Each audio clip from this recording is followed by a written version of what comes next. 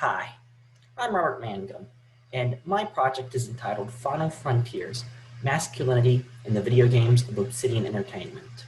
Now, I've been interested in the intersection between violence and video games for a long time. There's a lot of research on the psychological effects of video game violence, but not a lot on the artistic depiction of it. For the purpose of this project, I conducted a literary analysis of 3 video games by developer Obsidian Entertainment. These 3 games were Star Wars: Knights of the Old Republic, 2, Fallout New Vegas, and The Outer Worlds. All 3 were critically and financially successful, and all 3 games are highly American. The Outer Worlds and Fallout New Vegas both draw on common Wild West tropes, and Star Wars is, well, it's Star Wars. It's as American as apple pie. Obsidian is also well known for making their role-playing games, and all 3 of these are role-playing games. And if you aren't a video game aficionado, these are essentially the digitized version of Dungeons and Dragons. They allow you to take on the role of a character and then move through a story, oftentimes being given the opportunity to make choices which affect the narrative. There's a great balance between gameplay and narrative elements with these games. They fundamentally, to me, represent what a video game is at heart. In regard to the convergence of masculinity and violence, we should discuss Western masculinity. 2 of the most toxic traits are aggression and dominance. Dominance represents men subordinating both women and other men. It's financial and societal control. And aggression is how one exerts dominance, such as lashing out or getting into fights when one feels threatened. These elements, and others of course, combine into archetypical narratives. Walter Wink posits what he calls the myth of redemptive violence, which appears in world mythologies, such as Norse and Babylonian. In it, a male god kills a chaotic and evil being and creates mankind from the corpse. Humans are born from conflict, and death is good.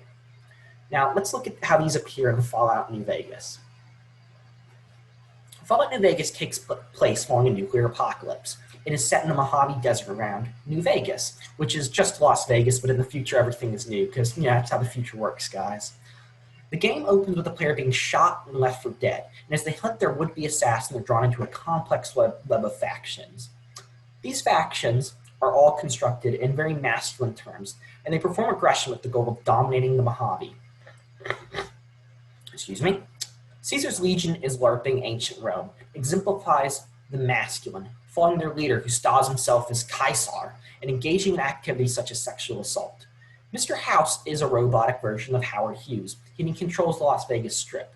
He's an oligarchical figure whose masculine epithet, Mr., is just as important as being the house which always wins, his Las Vegas aspect. Finally, the NCR is a resurgent democracy mimicking America. While they are the only faction in the game with female leadership, NPCs identify their conquest as an equally aggressive male act. One character describes it in the amazingly cultured phrase, "The NCR try to put their stake in everything they see.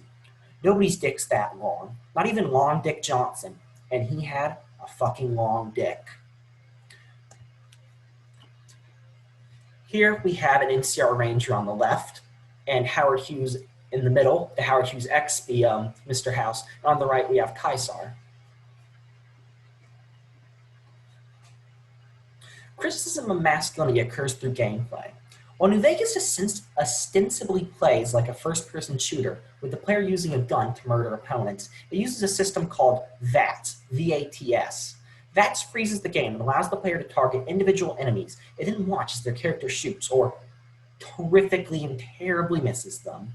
By stripping away the actual control of the gun here, the game denies the masculine power of control behind it. Despite having 3 colonizing and aggressive factions, the game offers no sound alternative to these.